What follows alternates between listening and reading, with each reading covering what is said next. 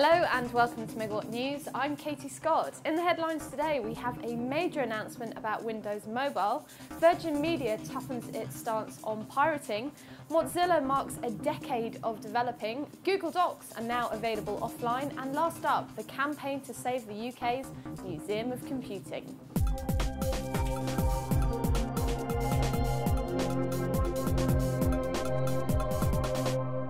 First up, today brought a big announcement from Microsoft about Windows Mobile, and we went down to cover it. So we've come down to the Commodity store in central London for the launch, the global launch in fact, of Windows Mobile 6.1, in which they've introduced a new interface including a slider home and also getting started, which gives you access to the 7 tools you're most likely to use when you turn on your phone. Another tool which is also worth mentioning is a tool which makes it easier for you to move from home to work and work to home, which they've basically been talking to people who've already been using the operating system to find out what else they needed. Global launch today, so there'll be lots of details up on Pocket Lint this afternoon, and we also did an interview with one of the chaps, Scott from Microsoft, who told us all about the launch, when to expect the first devices with the platform, and also what you can expect from it, why you should be excited, so make sure you check that out. Virgin Media is following the lead of ISPs in France and adopting a tough stance on illegal downloads and file sharers. It is proposing a 3 strikes and you're out policy and is apparently already in talks with key figures in the record industry about how to implement it. Web users will apparently be sent warnings, but if they continue to download material illegally, they will be cut off. Tiscali trialled a similar system last year, but in the end it wasn't put into action after disputes with the British phonographic industry, which represents the major music players, over who should foot the legal bills.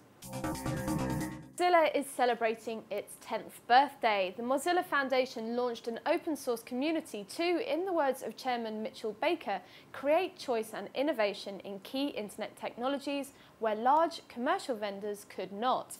Among the Foundation's big achievements are the browser that is now known as Firefox, and also other projects including Thunderbird, SeaMonkey, Camino, Bugzilla and Calendar, most and probably all of which have millions of users. In fact, Mozilla claims to have become the software provider of choice for over 170 million people. And what will the next decade hold? Baker hinted at developments for mobile technologies and said the Foundation was planning on evolving Mozilla's browser, whatever that means.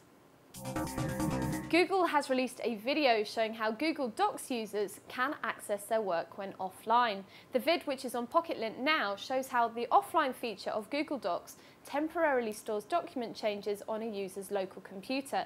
Once reconnected to the internet, any changes the user made will be automatically synchronized and stored on Google-hosted computers. Google warns that it's still early stages for the application and more developments will follow, so keep watching this space. Last up, Swindon's Museum of Computing needs your help. The UK's first dedicated computer museum is facing eviction when the University of Bath in Swindon withdraws from the Oakville campus in July. The museum has more than 2,000 hardware exhibits, 2,500 software items, and around 1,500 books and specialist magazines. And all of this needs a new home. So if anyone in Swindon knows of a venue with 75 square metres of exhibition space, disabled access and 100 square metres of storage space, please email the museum's curator at info@museum-of-computing.org.uk.